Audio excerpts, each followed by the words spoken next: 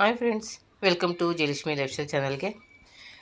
ಎಲ್ಲರೂ ಹೇಗಿದ್ದೀರಾ? ಚೆನ್ನಾಗಿದ್ದೀರಾ ಅಂದ್ಕೊಂಡಿದ್ದೀನಿ. ನಾನು ಕೂಡ ತುಂಬಾ ಚೆನ್ನಾಗಿದ್ದೀನಿ. ಹಾಗೆ ನನ್ನ ಟೆರೇಸ್ ಮೇಲೆಲ್ಲ ತುಂಬ ಹೂವು ಬಿಟ್ಟಿತ್ತು.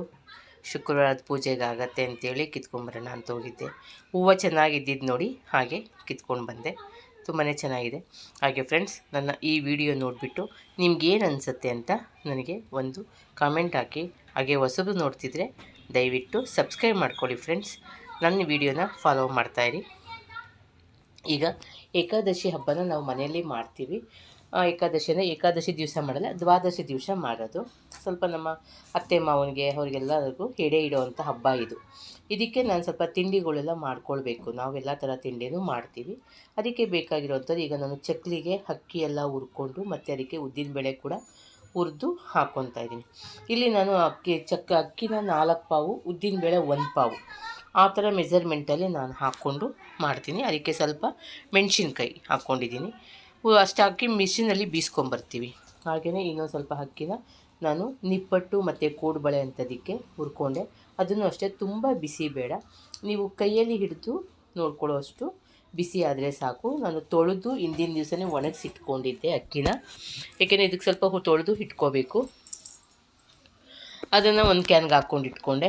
ಜೊತೆಗೆ ಮಿಷಿನ್ಗೆ ಹೇಗೂ ಹೋಗ್ತಾ ಇದ್ದೀನಲ್ಲ ಅಂತೇಳ್ಬಿಟ್ಟು ಸ್ವಲ್ಪ ಉದ್ನಿಟ್ಟು ಮಾಡ್ಕೊಂಡು ಬರೋಣ ಅಂಥೇಳಿ ಎಲ್ಲ ಹಾಕ್ಕೊತಾ ಇದ್ದೀನಿ. ಇಲ್ಲಿ ನಾನು ಸಮನಿಗೆ ಉದ್ನಿಟ್ಟು ಅಂದರೆ ಸಮಾನವಾಗಿ ಸುಮಾರು ಜನಕ್ಕೆ ಗೊತ್ತಿರುತ್ತೆ, ಸ್ವಲ್ಪ ಜನಕ್ಕೆ ಅಷ್ಟು ಗೊತ್ತಿರಲ್ಲ. ಇದೆಲ್ಲ ನಿಮಗೆ ಈ ಮಕ್ಕಳು ಹೆಣ್ಮಕ್ಳು ದೊಡ್ಡ ಮನುಷ್ಯರಾದಾಗ ಇದನ್ನು ಮಾಡಿಕೊಡ್ತಾರೆ. ಸೊಂಟಕ್ಕೆ ಬಲ ಇರುತ್ತೆ ಅಂತೇಳ್ಬಿಟ್ಟು ಆದರೆ ನಾನೇನು ಮಾಡ್ತೀನಿ, ಈಗ ಬರೀ ಹೆಣ್ಮಕ್ಳಿಗೆ ಮಾತ್ರ ಶಕ್ತಿ ಕೊಟ್ಟರೆ ಸಾಕಾ? ನಮಗೆ ಗಂಡು ಮಕ್ಳಿಗೂ ಸ್ವಲ್ಪ ಶಕ್ತಿ ಬೇಕು ಅಲ್ವಾ? ಒಂದು 14-15 ವರ್ಷದ ಮಕ್ಕಳು ಇದ್ದರೆ ಅವ್ರಿಗೂ ಕೂಡ ಒಂದು ಬೆಳಗ್ಗಿನ ಟೈಮು ಇದನ್ನು ಮಾಡಿಕೊಡೋಣ ಅಂಥೇಳಿ ನಾನು ಬೀಸ್ಕೊಂಬರ್ತಾಯಿದ್ದೀನಿ. ಇದಕ್ಕೆ ಸಿಪ್ಪೆ ಇರುವಂಥ ಉದ್ದಿನ ಕಾಳು ಎಲ್ಲ ಸಮ ಹಾಕ್ಕೊಳ್ತೀನಿ. ಯಾವುದು ಉದ್ದಿನ ಕಾಳು, ಗೋಧಿ, ಅಕ್ಕಿ ಎಲ್ಲ ಹಾಕ್ಕೊಂಡು, ಮೆಂತ್ಯ ಮತ್ತು ಒಂದು 300 ಗ್ರಾಮಷ್ಟು ಹಾಕ್ಕೊಂಡಿದ್ದೀನಿ. ಮೆಂತ್ಯ ಕೂಡ ಜಾಸ್ತಿ ಹಾಕ್ಕೋಬೇಕು, ತುಂಬ ಜಾಸ್ತಿ ಆದರೆ ಕಹಿ ಆಗುತ್ತೆ. ಒಂದು 300 ಗ್ರಾಮಷ್ಟು ಹಾಕ್ಕೊಂಡಿದ್ದೀನಿ. ಒಂದು ಅರ್ಧ kg ರಾಗಿ ಹಾಕ್ಕೊಂಡಿದ್ದೀನಿ. ಕೆಲವರಿಗೆ ರಾಗಿ ಬೇಕಾಗಲ್ಲ, ಕೆಲವ್ರು ಯೂಸ್ ಮಾಡಲ್ಲ. ಆದರೆ ನಾವು ಹಳ್ಳಿ ಕಡೆ ರಾಗಿ ಕೂಡ ಹಾಕಿ ನಾವು ಬೀಸ್ಕೊಂಡು ಬರ್ತೀವಿ. ಇದನ್ನು ಯಾವುದೇ ಥರ ತೊಳೆಯೋದು ಉರಿಯೋದು ಏನೂ ಮಾಡಬೇಕಾಗಿಲ್ಲ.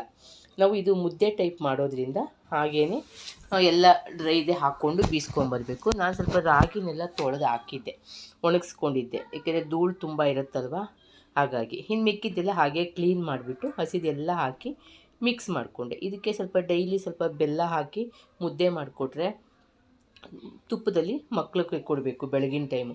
ನಿಜ ಹೇಳ್ತೀನಿ, ಶಕ್ತಿ ಚೆನ್ನಾಗಿರುತ್ತೆ, ಮೂಳೆ ಗಟ್ಟಿ ಬರುತ್ತೆ, ಮಕ್ಕಳಿಗೆ ತುಂಬ ಒಳ್ಳೆಯದು. ಇದು ನಮ್ಮಲ್ಲಿ ಹಳ್ಳಿಗಳಲ್ಲಿ ದೊಡ್ಡ ಮನುಷ್ಯ ಆದಾಗ ಹೆಣ್ಮಕ್ಳಿಗೆ ಕಂಪಲ್ಸರಿ ಕೊಡ್ತಾರೆ. ನಾನು ನನ್ನ ಮೊಮ್ಮಗನಿಗೂ ಕೊಡೋಣ ಒಂಚೂರು ಅಂಥೇಳಿ ಮಾಡಿಸ್ಕೊಂಡೆ. ಕೆಲವು ನನ್ನ ಮಕ್ಕಳು ಕೂಡ ಇಷ್ಟಪಟ್ಟು ತಿಂತಾರೆ. ಹಾಗೆ ಇವತ್ತು ಶುಕ್ರವಾರ ಅಲ್ಲ, 2ನೇ ಆಷಾಢ ಶುಕ್ರವಾರ. ಸಿಂಪಲ್ಲಾಗಿ ಮನೇಲಿ ಪೂಜೆ ಕೂಡ ಆಯಿತು. ಏಕೆಂದರೆ ಈ ಹಬ್ಬದ ಇರೋದ್ರಿಂದ ನಾನು ಜಾಸ್ತಿ ಜೋರಾಗಿ ಮಾಡೋಕ್ಕಾಗ್ತಿಲ್ಲ. ಇವೆಲ್ಲ ನಮಗೆ ಏನಂದರೆ ಪಿತೃಪಕ್ಷದ ಕಳೆದ್ಮೇಲೆ, ಪಿತೃಪಕ್ಷ ಅಂದರೆ ನಾವು ಎಡೆ ಇಡೋದನ್ನು, ಸತ್ತೋರಿಗೆ ಎಡೆ ಇಡೋದನ್ನು ನಾನು ಅದನ್ನು ಕಳೆದ್ಮೇಲೆ ಮತ್ತೆ ಎಲ್ಲ ಒಂದ್ಸಲ ಕ್ಲೀನ್ ಮಾಡಿಕೊಂಡು ಮಾಡೋದು. ಈಗ ನಾನು ಕಜ್ಜಾಯಕ್ಕೆ ಅಕ್ಕಿನ 2 ದಿವಸ ನೆನೆ ಹಾಕಿದ್ದೆ. ಏಕೆಂದರೆ ಇದು ನಾವು ಇವಾಗೆಲ್ಲ ದಿಢೀರ್ ಅಂತ ಮಾಡ್ತಾರೆ, ನಾವು ಆ ಥರ ಮಾಡೋದಿಲ್ಲ. ನಾವು ಟ್ರೆಡಿಷನಲ್ ಆಗಿ, ಅಂದರೆ ಅಜ್ಜಿ ಅಮ್ಮಂದಿರು ಏನು ಮಾಡ್ತಿದ್ರೋ ಅದೇ ಸ್ಟೈಲಲ್ಲೇ ಮಾಡೋದು. ಇದನ್ನ ಡೀಟೇಲ್ಸ್ ಎಲ್ಲ ನಾನು ಒಂದ್ಸಲ ಮಾಡಿದ್ದೀನಿ, ನೋಡಿ ಬೇಕಾದರೆ ನನ್ನ ಚಾನಲ್ ಹಾಕ್ಕೊಂಡು. ಈಗ ಇದರಲ್ಲಿ ನಾನು ಅಕ್ಕಿನ ಮಿಕ್ಸಿಲೇ ಗ್ರೈಂಡ್ರ್ ಮಾಡಿ ಜರಡಿ ಇಟ್ಕೊತೀನಿ. ಅಕ್ಕಿ 2 ದಿವಸ ನೆನೆದನ್ನು ನೀರು ಸೋರಿಸಿ ಒಂದು ಬಟ್ಟೆ ಮೇಲೆ ಒಂದು 10 ನಿಮಿಷ ಆರೋಕ್ಕಿಟ್ಟು, ಸ್ವಲ್ಪ ನೀರಿನ ಅಂಶ ಡ್ರೈ ಆದಾಗ ಆಮೇಲೆ ಮಿಕ್ಸಿಗೆ ಹಾಕ್ಕೊಂಡ್ರೆ ನಿಮಗೆ ಆರಾಮಾಗೆ ಚೆನ್ನಾಗಿ ಹಿಟ್ಟಾಗುತ್ತೆ. ಅದನ್ನು ಜರಡಿ ಇಟ್ಕೊಳ್ಳೋದು. ಮತ್ತು ನಾನಿಲ್ಲಿ 1 kg ಅಕ್ಕಿಗೆ 1 kg ಬೆಲ್ಲ ಆ ಥರ ತೊಗೊಂಡಿದ್ದೀನಿ. ನಾನಿಲ್ಲಿ 1.5 kg ಅಕ್ಕಿ ಹಾಕಿದ್ದೆ, 1.5 kg ಬೆಲ್ಲ ಹಾಕ್ಕೊಂಡು ಸ್ವಲ್ಪ ಅದಕ್ಕೊಂದು ಅರ್ಧ ಗ್ಲಾಸ್ ನೀರು ಹಾಕಿ ಚೆನ್ನಾಗಿ ಕರಗಿ ಪಾಕ ಬಂದ ಮೇಲೆ ನಾವು ಇದನ್ನು ಅಕ್ಕಿ ಹಿಟ್ಟನ್ನು ಹಾಕಿ ತಿರುಗಿಸ್ಕೋಬೇಕು. ಚೆನ್ನಾಗಿ ತಿರುಗಿಸ್ಕೊಂಡು ಅದಕ್ಕೆ ಒಂದು 1/4 kg ಚಿರೋಟಿ ರವೆ, ಏಲಕ್ಕಿ ಮತ್ತು ಸ್ವಲ್ಪ ಬಿಳಿ ಎಳ್ಳು ಇಷ್ಟು ಹಾಕಿ ನಾನು ಕಜ್ಜಾಯದ ಪಾಕತ್ತೆ ಮಾಡ್ಕೊಳ್ತಾ ಇದ್ದೀನಿ. ಕಜ್ಜಾಯದ ಹಿಟ್ಟು ಪಾಕಲ್ಲ, ಹಿಟ್ಟು ನೋಡಿ. ಒಂದ್ಸಲ ಎಲ್ಲ ಮಾಡಿ ಇಟ್ಬಿಟ್ಟು ಇದನ್ನು ನಾವು ಸ್ವಲ್ಪ ತಣ್ಣಗಾದ್ಮೇಲೆ ಕಜ್ಜಾಯ ಮಾಡ್ಕೋಬೇಕು. ಬೆಳಗ್ಗೆಲ್ಲ ಮಾಡಿ ಇಟ್ಕೊಂಡೆ. ಆಮೇಲೆ ಈಗ ತಿಂಡಿ ಎಲ್ಲ ಮಾಡ್ಕೊಳ್ಳೋಣ ಅಂತ ಮಧ್ಯಾಹ್ನ ಊಟ ಮಾಡಿಬಿಟ್ಟು ಸ್ವಲ್ಪ ಶುರು ಮಾಡ್ಕೊಂಡ್ವಿ. ಒಂದೊಂದ್ಸಲಿ ಕೈಯಲ್ಲಿ ತಟ್ಟೋದಕ್ಕಿಂತ ನನಗೆ ಈಸಿ ಮೆಥಡ್ ಮಾಡಿಕೊಂಡೆ. ತುಂಬ ಹೊತ್ತು ಬೆರಳೆಲ್ಲ ನಮಗೆ ನೋವು ಬರುತ್ತೆ ತಟ್ತಾ ಇದ್ದಾಗ, ಅಂದರೆ ತುಂಬ ಗಟ್ಟಿ ಇರಲ್ಲ ಅದು. ಅದಕ್ಕಿಂತ ಈಸಿಯಾಗಿ ಯಾಕೆ ಮಾಡ್ಕೋಬಾರ್ದು ಅಂತ ಇವತ್ತು ನಾನು ಪ್ರೆಸ್ಸರಲ್ಲಿ ನಾನು ಮಾಡಿದೆ. ಅಂದರೆ ಪ್ರೆಸ್ಸರ್ ಮಿಷನ್ ಇದೆಯಲ್ಲ, ಹಪ್ಳದ ಅದು ನೀವು ನಿಪ್ಪಟ್ಟು ಅದೆಲ್ಲ ಹೊತ್ತೋದಕ್ಕೆ ಇಟ್ಕೊಂಡಿರ್ತೀರಲ್ಲ, ಆ ಥರ ಮಿಷನ್. ಅದರಲ್ಲೇ ಮಾಡೋಣ ಇರುವಂಥ ಎಣ್ಣೆ ಪ್ಯಾಕೆಟ್ ಎಣ್ಣೆ ಹಾಕಿದವಳು ಅದನ್ನೇ ಕಟ್ ಮಾಡಿ ಇಟ್ಕೊಂಡು ನಾನು ಅದರಲ್ಲೇ ಮಾಡ್ತಾಯಿದ್ದೀನಿ. ತುಂಬ ಬೇಗ ಆಯಿತು. ಎಷ್ಟು ಸುಲಭವಾಗಿ ಆಯಿತು ಅಂದರೆ ನಾನು ತಟ್ಕೊಂಡು ಒದ್ದಾಡೋ ಬದಲು ಈಗ ನಮಗೆ ತಿಂಡಿ ಮಾಡೋದಕ್ಕೆ ಇಬ್ಬಿಬ್ಬರು ಬೇಕು ಅಂತ ಅಂತೀವಿ. ಒಬ್ಬರು ಬೇಯಿಸೋರಿದ್ದು ಒಬ್ಬರು ಮಾಡೋರಿದ್ದರೆ ಈ ಹಬ್ಬಗಳ ಟೈಮಲ್ಲಿ ಜಾಸ್ತಿ ಕ್ವಾಂಟಿಟಿ ಇರುತ್ತಲ್ವ, ಆವಾಗ ಒಬ್ಬರು ಬೇಕು ಹೆಲ್ಪರ್ ಅಂತ ಅನಿಸುತ್ತೆ. ಆದರೆ ಇವತ್ತು ನಾನು ಮಾಡಿದ ಮೆಥಡಲ್ಲಿ ಮಾಡಿದ್ರೆ ಬೇಗನೆ ಆಗೋಗುತ್ತೆ, ಒಬ್ಬರೇ ಮಾಡ್ಬೋದು. ಕಜ್ಜಾಯ ಎಲ್ಲ ಚೆನ್ನಾಗೂ ಬಂತು, ಯಾವುದೇ ಡಿಸ್ಟರ್ಬ್ ಆಗಲಿಲ್ಲ, ತುಂಬ ಚೆನ್ನಾಗಿ ಬಂತು. ನಾನು ಇವಾಗ ನೆಕ್ಸ್ಟು ನಿಪ್ಪಟ್ಟಿಗೆ ಕಲಿಸ್ಕೊಳ್ತಾ ಇದ್ದೀನಿ. ಇಲ್ಲಿ ನಾನು 1 kg ಅಷ್ಟು ಹಸಿಟ್ಟನ್ನು ನಾನು ಹೇಳಿದ್ನಲ್ಲ, ಹುರಿದಿದ್ದನ್ನು ಸಪ್ರೇಟ್ ಬೀಸ್ಕೊಂಡು ಬಂದೆ ಅಂತ, ಅದನ್ನು ಹಾಕ್ಕೊಂಡಿದ್ದೀನಿ. ಅದಕ್ಕೆ 1 ಕಪ್ಪಷ್ಟು ಕಡಲೆ ಬೀಜನ ಹುರಿದು ಸಿಪ್ಪೆ ತೆಗೆದು ಇಟ್ಕೊಂಡಿದ್ದೀನಿ. ಇದನ್ನ ಮಿಕ್ಸಲ್ಲಿ ಒಂದು ಸುತ್ತಿ ಗ್ರೈಂಡ್ ಮಾಡಿಕೊಂಡ್ರೆ ಸಾಕು, ತುಂಬ ಪುಡಿ ಆಗೋದು ಬೇಡ. ಆಮೇಲೆ ಕಡಲೆಬೇಳೆ ನೆನೆಯಕ್ಕೆ ಇಟ್ಕೊಂಡಿದ್ದೀನಿ.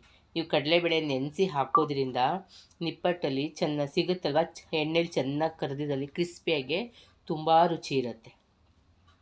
ಈಗ ಅಕ್ಕಿ ಹಿಟ್ಟಿಗೆ ನಾನು ಸ್ವಲ್ಪ ಹುರ್ಗಡ್ಲೆನ 1.5 ಕಪ್ಪಷ್ಟು ಹಾಕಿ ಪೌಡ್ರ್ ಮಾಡಿ ಹಾಕ್ಕೊಳ್ತೀನಿ. ನೈಸ್ ಪೌಡ್ರ್ ಮಾಡಿ ಹಾಕ್ಕೋಬೇಕು.